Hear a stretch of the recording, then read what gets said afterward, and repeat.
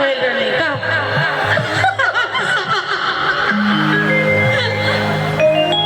पर मैं सुन रही थी, बहुत मजा आ रहा था। मैंने बोला यार मुझे बुलाइए स्टेज पे, मुझे कहाँ ग्रीन रूम में बैठा के रखे।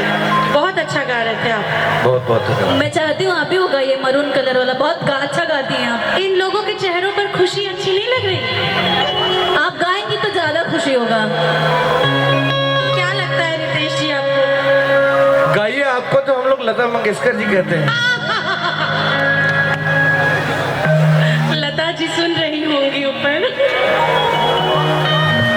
क्या गाई हो? मिठी मिठी मुस्की काहे तुम्हारा तारा,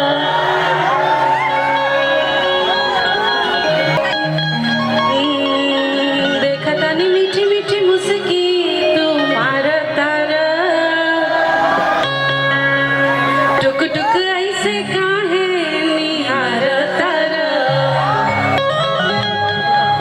कथी चले तोरा मन में सांवरिया,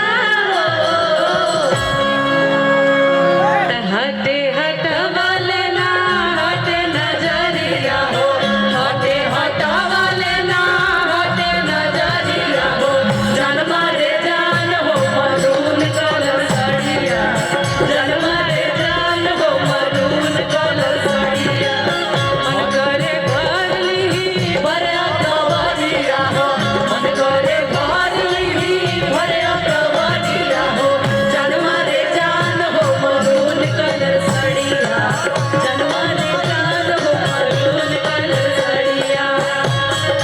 हाँ रूपाली जी, बड़े भैया आशुतोष भैया यहाँ पे आए हैं। हम चाहते हैं 1 मिनट के लिए इधर आइए। आइए आइए भैया आइए। हाँ। एक बार जोरदार ताली होके के चाहिए भैया। उतार लाए हैं, देखिए।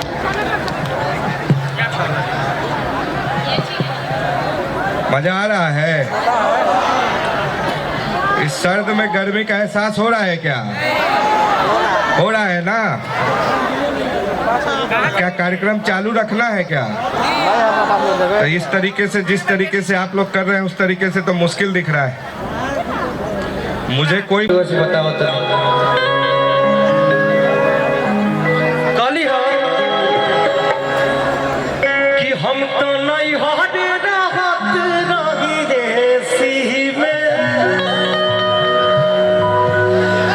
अरे हम तो नहीं हटे राहत रही देसी में, हो देसी में। आई जा एने देख जरी जाता हमर खेती में, एने देख जरी जाता हमर खेती में, हम नहीं होगे रात रही देसी में, हो देसी में, एने देख जरी जाता हमर खेती में,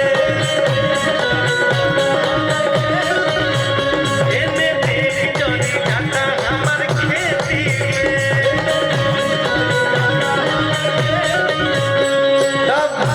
जब उनका जौन उनकर पति देव रहले वो का जवाब देले हैं ए भैया कले हाँ कि मजा मिली नहीं सिया कुलनी में, हो मजा मिली नहीं सिया कुलनी में, हो कुलनी में रानी जौवन मजा पूर्वी में आदिया रानी जौवन मजा पूर्वी में आदिया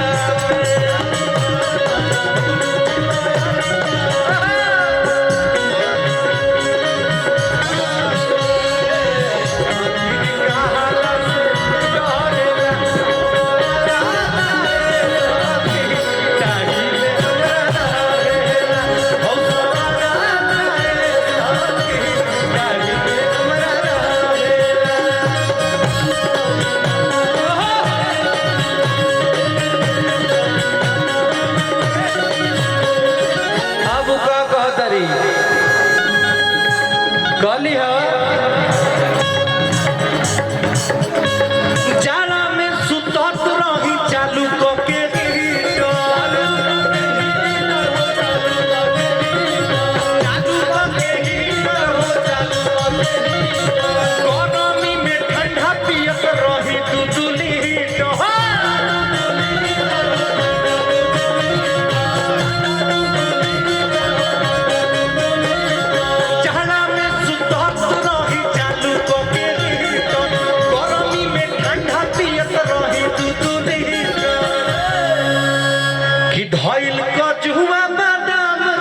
पेटी में एने देख जरी जाता हमर खेती में एने देख जरी जाता हमर खेती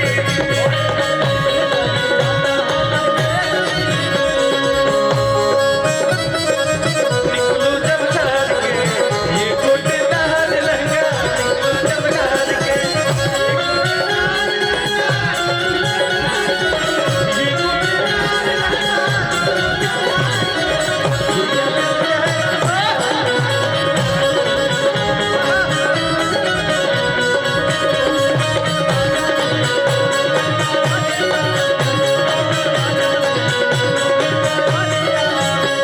आप जो बोलिए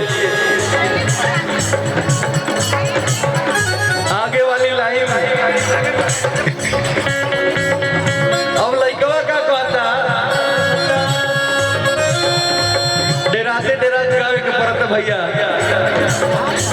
खाई के मोटइलू ना काम कुछो कइलू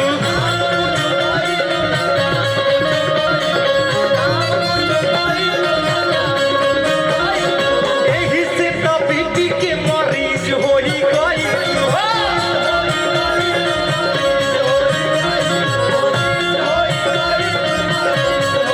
खाई के मोटइलू ना काम कुछो कइलू एही से तो बीपी के मरीज होई गइलू कि मजा मिले ना के सारी रिजहम हसारी रिजहम जवन मजा मिले पतरी कमरिया में पतरी कमरिया मजा मिली ना के सिया कमरिया जवन मजा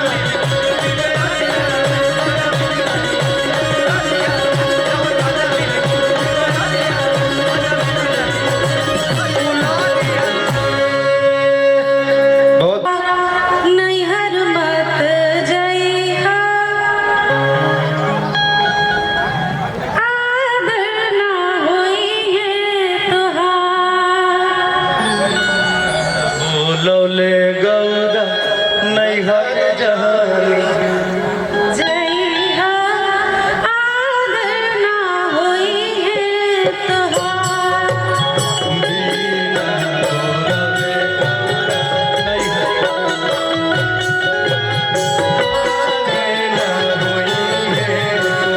आगे का रहेगी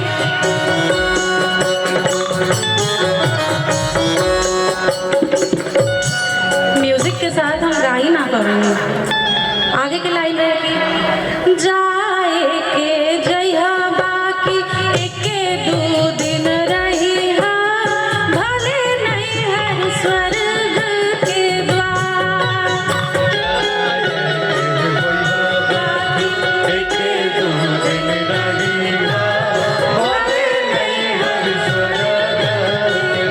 तो बस जब आपने गाना सुन ली तो हमको ये गाना याद आ गई वाह एक बार जोरदार ताली अम्रपाली जी खाती बाजा की थैंक यू सो मच आप जितना अच्छा अभिनय करती हैं उससे थोड़ा ही कम गाती हैं नहीं मैं काम करूंगी इस पे मैं गाना सीखूंगी अब अभी गाना सीख के आप लोग के साथ फिर स्टेज पे गाना गाऊंगी हेलो अनुपमा जी अरे वाह हेलो इसको बना दीजिए हेलो अब हाई वाला ठीक है